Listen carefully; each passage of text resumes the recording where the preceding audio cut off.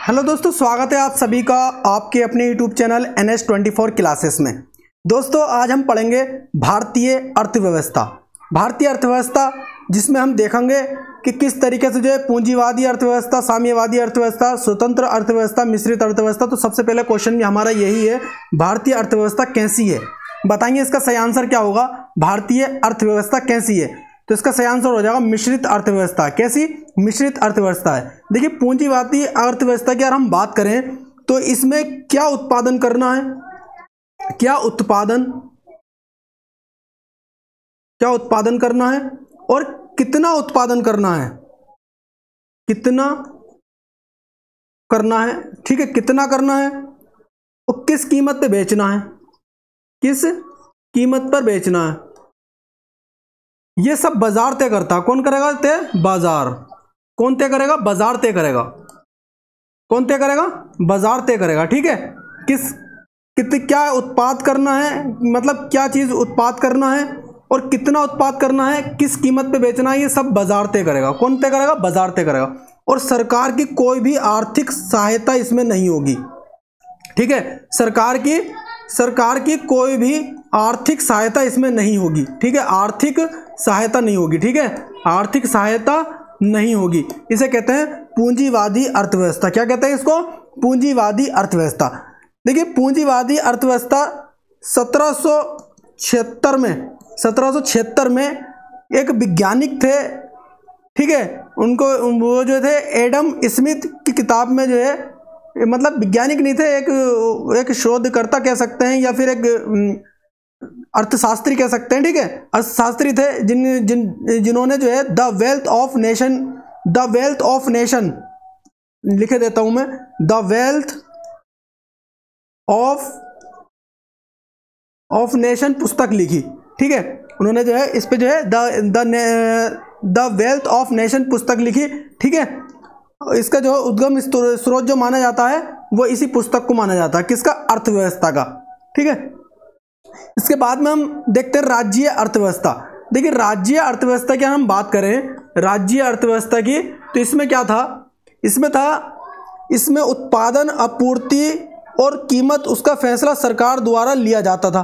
ठीक है, ऐसी अर्थव्यवस्था को केंद्रीकृत, देखो राज्य अर्थव्यवस्था में जो है सरकार द्वारा जो है उसका फैसला किया जाता था कि उसका कीमत का फैसला या उसकी आपूर्ति का जो भी फैसला लिया जाता था वो सरकार के द्वारा ही लिया जाता था। ठीक है, इसी तरीके से अगर हम देखें साम्यवादी अर्थव्यवस्था के बारे में, तो साम्यवादी अर्थव्यवस्था जो है सभी संपत्तियों पर सरकार का नियंत्रण होता था, मतलब अधिकार हुआ करता था एक तरह से, और श्रम संसाधन भी सरकार के अधीन थे। श्रम संसाधन जितने थे वो सरकार के अधीन थे। ठीक है, अगर हम देखें मिश्रित अर्थव्यवस्था की अगर हम बात करें तो मिश्रित अर्थव्यवस्था में क्या होता है? राज्य अर्थव्यवस्था और पूंजीवादी अर्थव्यवस्था, मैंने दोनों जो बता दिए आपके, राज्य अर्थव्यवस्था और पूंजीवादी अर्थव्यवस्था, इन दोनों का मिश्रण मिलता है। ठीक है, जब द्वितीय विश्व युद्ध के बाद में क्या हुआ, कुछ बाद में जो है उपनिवेशवाद के चुंगल से निकलने के बाद में दुनिया के कुछ देशों ने ऐसा किया कि जो मिश्रित अर्थव्यवस्था अपनाई। जैसे कौन कौन से देश? भारत, मलेशिया, इंडोनेशिया जैसे देश जो है अर्थव्यवस्था में शामिल हुए, मिश्रित अर्थव्यवस्था में शामिल हुए। ठीक है, तो इतनी बात आपको समझ में आ गई होगी। अब ज़्यादा हम जो है विस्तार से नहीं पढ़ेंगे, अब बस हम जल्दी क्वेश्चन भी करेंगे। काफ़ी सारे क्वेश्चन है, लगभग 50 क्वेश्चन है। मिश्रित अर्थव्यवस्था का क्या अभिप्राय है? मिश्रित अर्थव्यवस्था का क्या अभिप्राय? फटाफट इसका आंसर करें। बताएं इसका सही आंसर क्या होगा। सरकारी और निजी क्षेत्र के से अस्तित्व। देखो सरकारी क्षेत्र वो होगा जैसे कि मान के चलो BSNL NLL जो है कंपनी सरकारी है, निजी हो गई आपकी जियो हो गई, आइडिया हो गई, वोडाफोन, एयरटेल, ये सारी कंपनी आपकी जो है वही निजी कंपनी हो गई। ठीक है, तो आपने इतनी बात समझ ली होगी। चलिए अगला क्वेश्चन देखिएगा। आर्थिक विकास के दृष्टिकोण से भारत की गिनती होती है। भारत की गिनती किस तरीके से होती है बताइएगा, इसका सही आंसर क्या होगा। देखो भारत की जो गिनती होती है वो विकासशील देशों में होती है। विकासशील देशों में क्या होता है? देखिए विकासशील और विकसित देशों में जो अंतर होता है वो क्या होता है। देखिए विकसित देश जो होते हैं जैसे कि आपका USA हो गया, देखो विकसित देश में ये होता, उसमें जो है प्रति व्यक्ति आय देखी जाती है। ठीक है, इसमें क्या होगी? उच्च होगी, मतलब ज़्यादा होगी, प्रति व्यक्ति आय ज़्यादा होगी, भूखमरी कम होगी। ठीक है, शिक्षा का विस्तार ज़्यादा होगा, आर्थिक स्थिति, मतलब सारी चीज़ों जब शिक्षा का विस्तार, सारी चीज़ें जो है एक विकसित तरीके से होंगी और डेवलपमेंट ज़्यादा होगा। ठीक है, इसी तरीके से आप विकासशील की बात करें तो इसमें सारी चीज़ें जो मैंने चीज़ें बताई हैं बस इसका उल्टा कर लीजिए, निम्न होगा इसमें। ठीक है, क्या होगा, निम्न होगा। तो इस तरीके से अगर हम देखें हमारी भारत की जो है विकासशील देश में है। ठीक है, भारत जो हमारा, और चीन, भारत, चीन, ये सारे जो है विकासशील में है, और यूएसए, जापान, ठीक है, रूस, ये सब जो है आपका विकसित देशों में इनकी जो है गिनती आती है। ठीक है, चलिए अगला क्वेश्चन देखिएगा। अगला क्वेश्चन है, भारतीय अर्थव्यवस्था का कौन सा क्षेत्र सकल राष्ट्रीय उत्पाद में सबसे अधिक योगदान करता है? सकल राष्ट्रीय उत्पाद में सबसे ज्यादा जो है योगदान करता है, बताइए कौन सा क्षेत्र। देखिए सब सारे क्षेत्रों के बारे में आपको बताता हूं मैं। ठीक है, देखिए 3 तरीके के क्षेत्र हैं। कौन से? प्रथम क्षेत्र, द्वितीय क्षेत्र और तृतीय क्षेत्र। प्रथम क्षेत्र कौन सा होता है? जैसे आपका प्रथम क्षेत्र में जो चीजें आती हैं आपकी, वो आती है आपकी कृषि। ठीक है, कृषि हो गई, और पशुपालन, ठीक है, कृषि, पशुपालन और आपके मत्स्य पालन, ये सारे जो आपके जो है काय में आते हैं, ये प्रथम क्षेत्र में आते हैं। द्वितीय क्षेत्र की अगर हम बात करें तो द्वितीय क्षेत्र में आपका होता है जैसे लोहा इस्पात, लोहा मतलब एक तरह से कच्चा उद्योग कहते नहीं, कच्चे माल हो गए, वस्त्र उद्योग हो गया आपका, ये सारे जो है आपके जो है कच्चे माल में आते हैं, मतलब यहाँ लिख सकते हैं हम कच्चे माल। ठीक है, अब तृतीय क्षेत्र में अगर हम बात करें तो इसमें आ गया आपका बीमा, ठीक है, बैंकिंग, ठीक है, ये आपकी काय में आ गई, तृतीय क्षेत्र में आ गई बीमा, बैंकिंग और आपका चिकित्सा और शिक्षा, ये सारी चीज़ आपकी तृतीय क्षेत्र में आएंगी। तो आपको इतनी बात समझ में आ गई हो, इसका सही आंसर हो जाएगा आपका ऑप्शन नंबर सी सही हो जाएगा। ठीक है, ऑप्शन नंबर सी सही हो जाएगा। अगला क्वेश्चन देखें, बंद अर्थव्यवस्था, बंद क्लोज इकोनॉमी व अर्थव्यवस्था है जिसमें क्या होगा? देखो, ना तो अगर बात होती है क्लोज की, तो क्लोज का मतलब होगा ना तो निर्यात और ना ही आयात। कहने का मतलब भाई जैसे माल जाता है, ठीक है, और माल आता है। अब क्लोज वाली बात होगी तो ये बंद हो जाएगा ना, बिल्कुल बंद हो गया। तो इसमें क्या होगा, ना तो निर्यात होगा ना आयात होगा। ठीक है, इस बात जो हमारा जो है चीन के साथ में जो मतलब वो चल रही है, टेंशन चल रही है, ठीक है, तनाव चल रहा है, तो उसमें क्या है, ना तो निर्यात, ना तो हम वहाँ से जो है ज़्यादा माल की आपूर्ति करेंगे। जब यहाँ पे विरोध होने लगेगा तो ना तो हम माल पहुँचाएंगे ना वहाँ से माल लेंगे। तो इसी तरीके से जो है क्लोज इकोनॉमी कहलाती है। ठीक है, चलिए अगला क्वेश्चन देखिए, ऐसी अर्थव्यवस्था को क्या कहते हैं जिसका शेष विश्व में कोई संबंध नहीं है? ऐसी अर्थव्यवस्था को क्या कहेंगे जिसका विश्व में, शेष विश्व से कोई संबंध नहीं है? तो इसका सिंपल सा आंसर हो जाएगा आपका बंद अर्थव्यवस्था। मैंने अभी आपको बताया था उससे कोई संबंध नहीं है। ठीक है, क्या कहा गया? नहीं है। शब्दों पर ध्यान दीजिएगा बस। अगला क्वेश्चन देखिएगा, यह सत्य होगा कि भारत को परिभाषित किया जाए। कैसे करके हम भारत को परिभाषित करेंगे बताइए, इसका सही आंसर क्या होगा? फटाफट आंसर करें। तो एक श्रम अधिकाय वाली अर्थव्यवस्था के रूप में, यहाँ पे ज्यादातर क्या है? श्रम है। ठीक है, यहाँ पे मजदूर ज्यादा हैं। ठीक है, भारत में मजदूरी ज्यादा है, तो श्रम अधिकाय वाली अर्थव्यवस्था के रूप में जाना जाएगा इसको, भारत को। ठीक है, इस तरीके से इसकी परिभाषा दी जाएगी। किसी देश का आर्थिक विकास निर्भर करता है, किस पर निर्भर करता है? किसी देश का आर्थिक विकास जो है किस पर निर्भर करता है? तो इसका सही आंसर हो जाएगा ऑप्शन नंबर डी सही हो जाएगा, प्राकृतिक संसाधन पर, पूंजी निर्माण पर और बाजार का आकार पर। ठीक है, देखो प्राकृतिक संसाधन आपके पास अच्छा होना चाहिए, पूंजी निर्माण होना चाहिए, ठीक है, और आपका जो है बाजार का आकार अच्छा होना चाहिए, मतलब बाजार में आपकी जो है वैल्यू अच्छी होना चाहिए, आपके रुपए की भी, ठीक है, वैल्यू अच्छी होना चाहिए, तभी आपका। वैश्वीकरण, ग्लोबलाइजेशन का अर्थ क्या है? बताइए वैश्वीकरण का जो है क्या अर्थ होगा? सही आंसर करें, चार आंसर आपके सामने है, बताइए कौन सा ऑप्शन सही होगा इसका? तो इसका सही आंसर हो जाएगा घरेलू अर्थव्यवस्था का वैश्विक अर्थव्यवस्था के साथ एकीकरण। ठीक है, एकीकरण, ये सात मतलब सात है, यहाँ सात नहीं है। ठीक है, सात एकीकरण। ठीक है, इसका सही आंसर हो जाएगा। ग्लोबलाइजेशन मतलब वैश्वीकरण की प्रक्रिया से क्या तुम्हारा अभिप्राय है, मतलब क्या समझते हो तुम? तो बताइए इसका सही आंसर क्या होगा? इसका सही आंसर होगा अंतरराष्ट्रीय व्यापार में बाधाओं को समाप्त करना, जो है ग्लोबलाइजेशन ही कहते हैं। ठीक है, हमें जो है बढ़ावा देना अंतरराष्ट्रीय व्यापार को, जब भी तो हमारी यहाँ की जो है इकोनॉमी अच्छी होगी, तब बाहर से पैसा आएगा तभी तो अच्छी होगी, या फिर बाहर हमारे यहाँ से जब माल जाएगा तभी तो अच्छी हमारी इकोनॉमी होगी। इसी तरीके से भारतीय अर्थव्यवस्था के वैश्वीकरण का क्या अर्थ है बताइएगा? इसका सही आंसर क्या होगा? इसका सही आंसर हो जाएगा दूसरे देशों के साथ आर्थिक संबंधों पर लगे प्रतिबंध को यथासंभव कम से कम करना। ठीक है, यथासंभव कम से कम करना, दूसरे देशों के साथ में आर्थिक जो प्रतिबंध लगे हुए हैं उसको खत्म करना, ठीक है, यही जो है वैश्विक ग्लोबलाइजेशन का अर्थ है, ठीक है, अर्थव्यवस्था के वैश्वीकरण के जो है अर्थ यही है, ठीक है। भारत में कुल श्रम शक्ति का लगभग कितने % कृषि में लगा हुआ है बताइए? तो लगभग जो है आपका 54% जो है कृषि में लगा हुआ। कितने %? 54% जो है श्रम शक्ति मतलब मजदूर जो है 54% जो है काय में लगे हुए हैं? कृषि में लगे हुए हैं, ठीक है, कृषि में लगे हुए हैं। भारत में अधिकतर बेरोजगारी है। बताएं कैसी बेरोजगारी है भारत में? भारत में अधिकतर कैसी बेरोजगारी आपको देखने को मिलती है? तो आप बताएं इसका सही आंसर क्या होगा? तो इसका सही आंसर हो जाएगा संरचनात्मक जो है आपको जो है बेरोजगारी यहां पर देखने को मिलेगी। कैसी? संरचनात्मक जो है बेरोजगारी यहां देखने को आपको मिलेगी। चलिए अगला क्वेश्चन देखिएगा। भारत में बेरोजगारी का आंकड़े एकत्र मतलब एक जगह इकट्ठा करती है एवं प्रकाशित करता है, कौन करता है?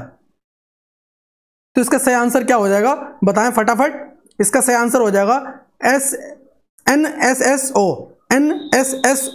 देखिए इसकी फुल फॉर्म हो जाएगी, इसकी फुल फॉर्म क्या हो जाएगी? नेशनल सिंपल सर्वे ऑफिस। नेशनल सिंपल सर्वे ऑफिस। नेशनल सिंपल सर्वे ऑफिस की जो स्थापना हुई थी 1950 में हुई थी। कहाँ हुई थी? 1950 में। और इसका हेडक्वार्टर कहाँ है? इसका हेडक्वार्टर हो जाएगा आपका न्यू दिल्ली में। कहाँ हो जाएगा? न्यू दिल्ली में, ठीक है, न्यू दिल्ली में इसका हेडक्वार्टर हो जाएगा। बात करते हैं नीति आयोग की। देखिए नीति आयोग को जो कि पहले कहते थे योजना आयोग था, पहले नाम इसका क्या नाम था? पहले नाम था इसका योजना आयोग, अब हो गया नीति आयोग। नीति जो शब्द आया आपका नीति, इस शब्द के जो है यह है नीति, ठीक है। इस शब्द के जो आपको पूरे याद होना चाहिए, national institution for transforming India. National institution for transforming India, इसकी जो है स्थापना कब हुई थी? इसकी 1 जनवरी 2015 को जो है इसकी स्थापना हुई थी। इसके अध्यक्ष जो होते हैं वो है PM प्रधानमंत्री, ठीक है, प्रधानमंत्री नरेंद्र नाथ मोदी, ठीक है, कौन? नरेंद्र मोदी, ठीक है। और इसका हेडक्वार्टर कहाँ? वो भी दिल्ली में है। कहाँ है? न्यू दिल्ली, ठीक है, न्यू दिल्ली में जो है इसका जो है हेडक्वार्टर है, ठीक है। वित्त आयोग की अगर हम बात करें फाइनेंस कमीशन की, तो इसकी स्थापना हुई थी 1951 में। कब हुई थी? 1951 में। और इसका हेडक्वार्टर भी दिल्ली में है, ठीक है। यूएनओ की अगर हम बात करें, यूएनओ की बात करें, यूनाइटेड नेशन ऑर्गेनाइजेशन, इसकी स्थापना हुई थी 1945 को। और अगर इसकी हम बात करें, इसमें देश कितने हैं? तो 51 देश हैं इसमें, ठीक है। वो बात करें इसका हेडक्वार्टर की, तो इसका हेडक्वार्टर है न्यूयॉर्क में, ठीक है, न्यूयॉर्क में, ठीक है। चलिए अगला क्वेश्चन देखिएगा। भारत में बेरोजगारी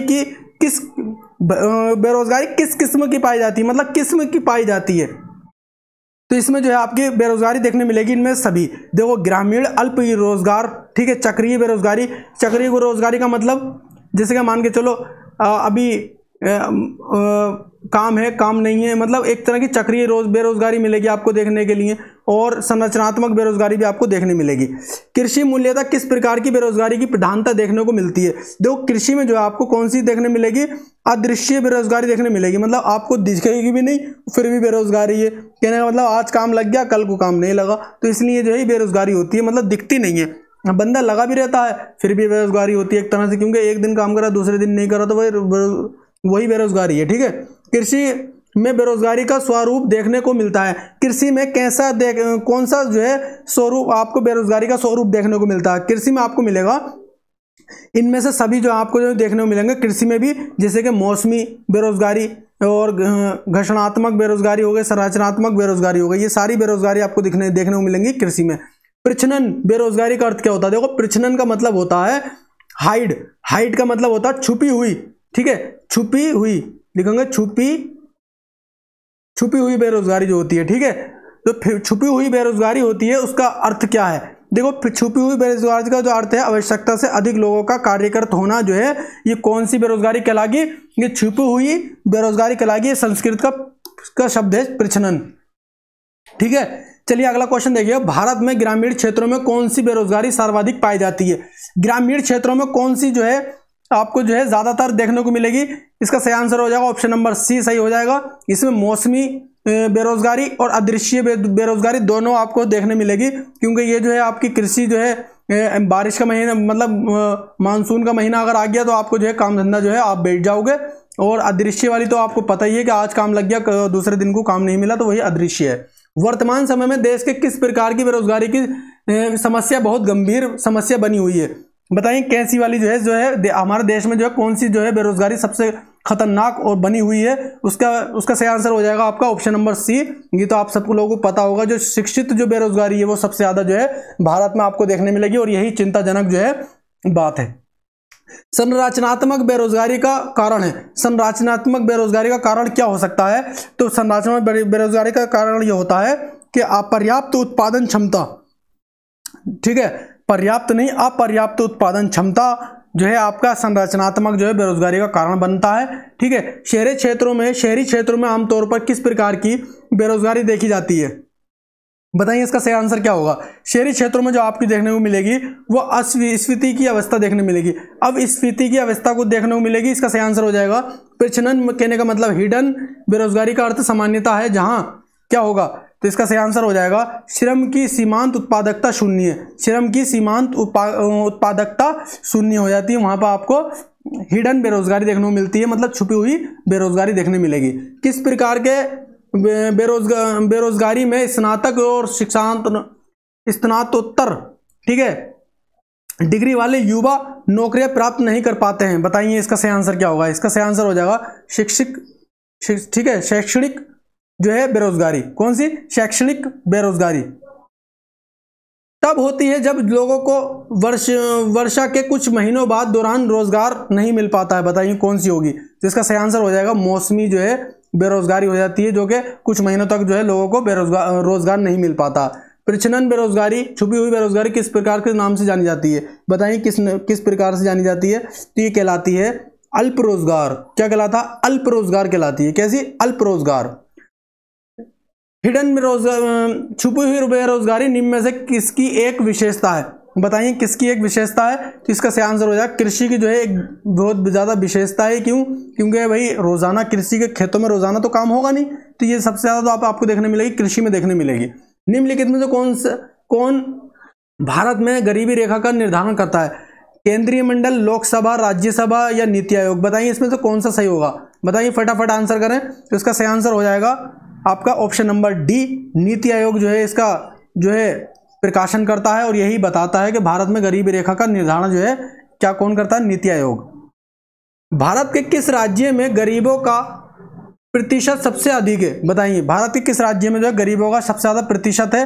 वो आपका देखने को मिलेगा छत्तीसगढ़ में जो है सबसे ज्यादा गरीबों का प्रतिशत आपको देखने मिलेगा। अल्प विकसित देशों में गरीबों का मुख्य कारण क्या होता है? बताइए अल्प विकसित देशों में गरीबों का मुख्य कारण क्या होगा? तो अल्प विकसित देशों में गरीबों का मुख्य कारण जो होगा वो होगा आय में असमानता।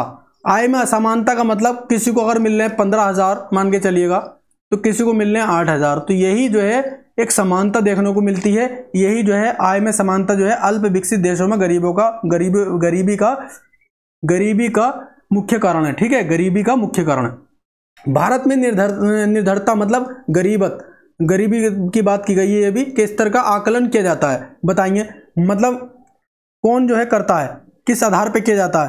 तो ये किया जाता है परिवार के उपयोग या व्यय के आधार पर। ठीक है, मान के चलिएगा परिवार में कोई 4,000 रुपये कमाता है, उसमें ये देखना पड़ेगा कि आपको 3,000 रुपये खर्च हो रहे हैं या कितने हो रहे हैं, तो उस हिसाब से जो है इसका जो है निर्धरता मतलब गरीबियत का जो है उससे पता चलता है। ठीक है, चलिए अगला क्वेश्चन देखिएगा। मुख्यतः गरीबी उन्मूलन हेतु निम्नलिखित में किस प्रकार प्रधानमंत्री के मूल रूप से 20 सूत्री प्रारंभ शुरू किया गया? 20 सूत्री का मतलब कुछ नियम थे, तो ये इंदिरा गांधी सरकार में जो है 20 सूत्री जो है नियम चालू किए गए थे या फिर योजनाएं कह सकते हैं। ठीक है, निम्नलिखित में किस राज्य को अत्यधिक कुपोषण के कारण भारत इथोपिया कहा जाता है? कौन सा जो है ऐसा राज्य है जिसमें कुपोषण का मतलब होता है जो बच्चे होते हैं उसमें जो है क्या कहते हैं उसकी कमी हो जाती है, कहे कि न्यूट्रिशन की। ठीक है, तो उनको जो है ना तो खाना ना मिलने से या फिर पौष्टिक आहार ना मिलने की वजह से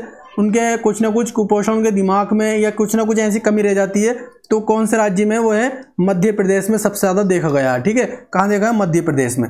निम्नलिखित में से कौन सा एक सूचक भारत की गरीबों के तीव्रता की माप के लिए सबसे उपयुक्त है? बताइए इसका सही आंसर क्या होगा। भारत में गरीबी की तीव्रता की माप तीव्रता की माप के लिए सबसे उपयुक्त है। बताइए इसमें सबसे सही आंसर क्या हो जाएगा। बहुआयामी गरीबी सूचांक। कौन सा? बहुआयामी गरीबी सूचांक इसका सही आंसर हो जाएगा, मानव विकास सूचांक नहीं होगा। ठीक है, निम्नलिखित में से कौन सा कार्यक्रम ग्रामीण भारत में गरीबी दूर करने हेतु था? बताइए कौन सा जो है प्रोग्राम गरीबी दूर करने के लिए बनाया था?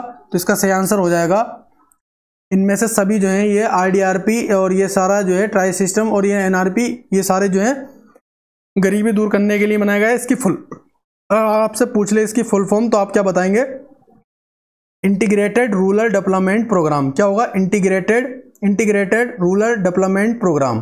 ठीक है, अगर आपको इसकी अगर स्थापना की बात की जाए तो ये 1980 में, ठीक है, 1980 में। इसके हेडक्वार्टर की अगर बात की जाए तो स्विट्जरलैंड में। कहाँ? स्विट्जरलैंड में। ठीक है, स्विट्जरलैंड में जो है इसकी हेड ऑफिस है, हेडक्वार्टर। बात करें ट्राइसेम की अगर बात करें तो हम ट्रेनिंग रूरल मतलब और यूथ सेल्फ, ठीक है, एम्प्लॉयमेंट मैनेजमेंट। ठीक है, एम्प्लॉयमेंट मैनेजमेंट। इसकी अगर स्थापना की बात की जाए तो 1979 में इसकी स्थापना हुई। ठीक है, या लॉन्च किया गया, एक ही बात है, ये प्रोग्राम एक तरह से।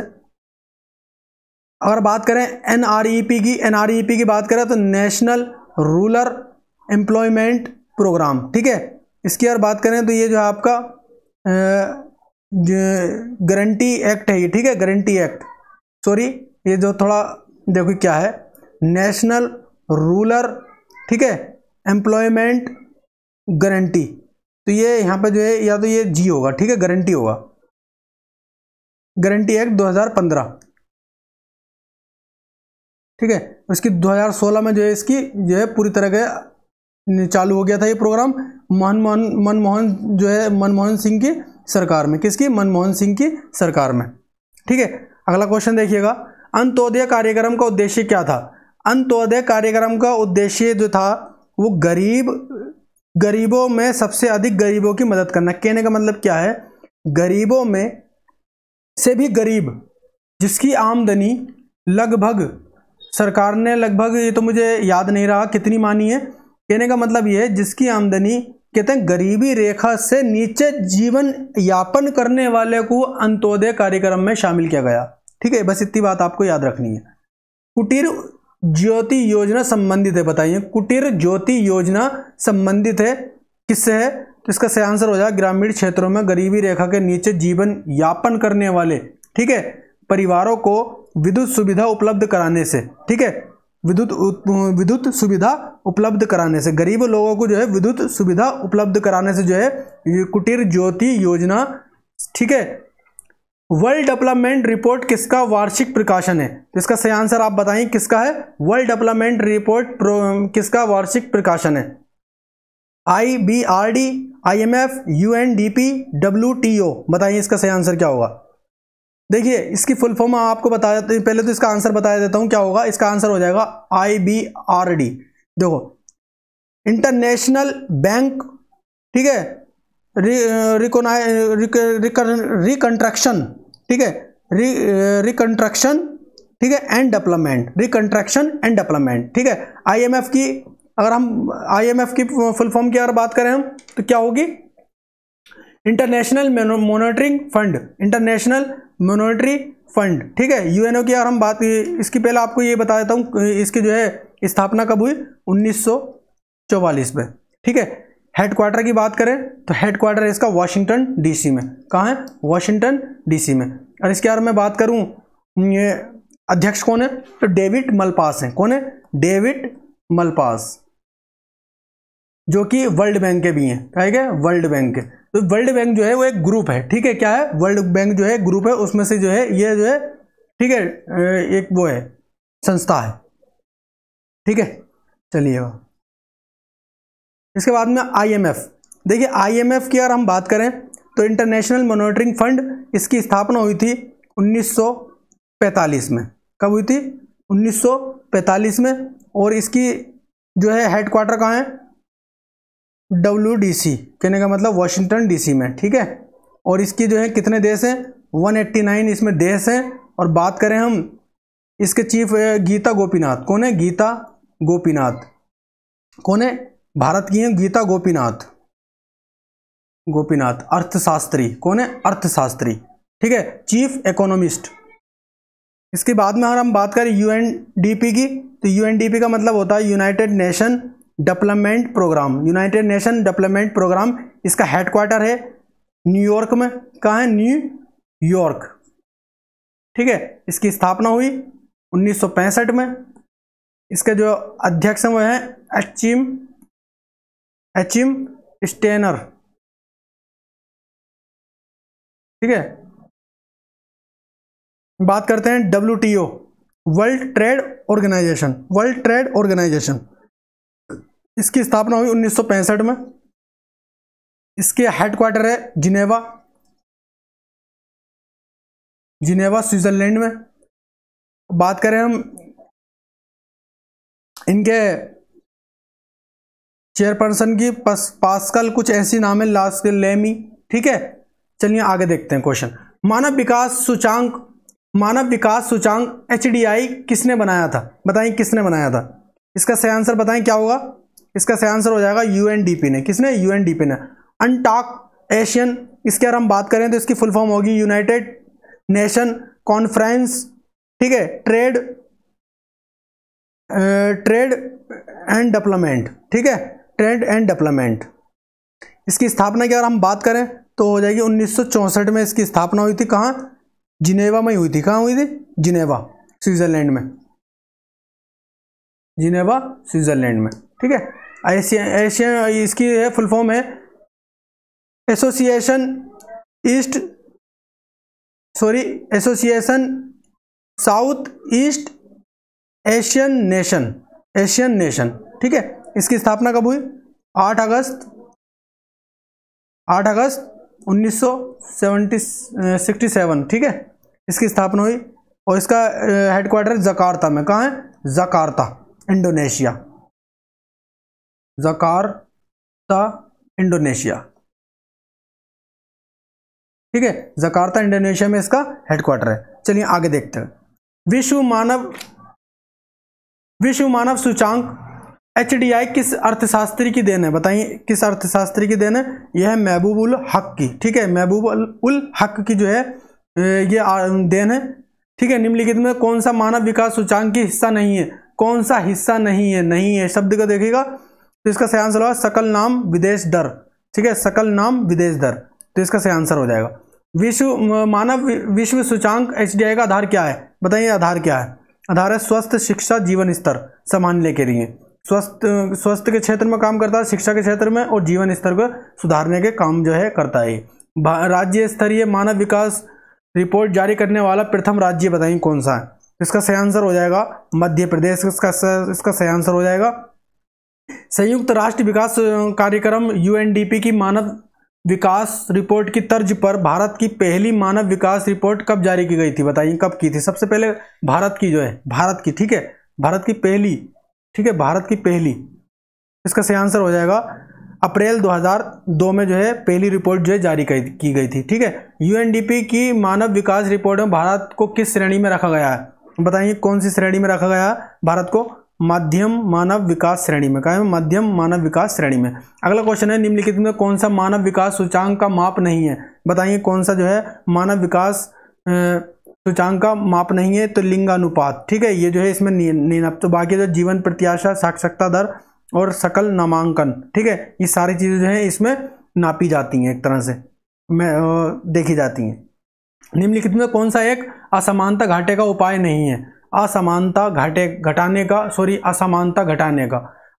घटाने का उपाय नहीं है, तो ये आपका अर्थव्यवस्था का उदारीकरण। न्यूनतम आवश्यकता कार्यक्रम ये भी है, कारो पोषण ये भी, भूमि सुधार, ये सारा जो है असमानता घटाने का उपाय है। बाकी जो है आपका अर्थव्यवस्था का उदारीकरण जो है ये जो है आपका इसमें शामिल नहीं है। ठीक है, तो दोस्तों अगर आपको हमारा ये वीडियो पसंद आया हो तो लाइक करें, कमेंट्स करके हमें बताएं आपको ये वीडियो कैसा लगा, शेयर करें अपने दोस्तों के साथ और सब्सक्राइब करें चैनल को। उसके बराबर में जो बेल आइकन है उसको भी दबाएं ताकि उसको जो है आपको जो भी हम न्यू वीडियो डालें उसकी नोटिफिकेशन मिल सके आपको।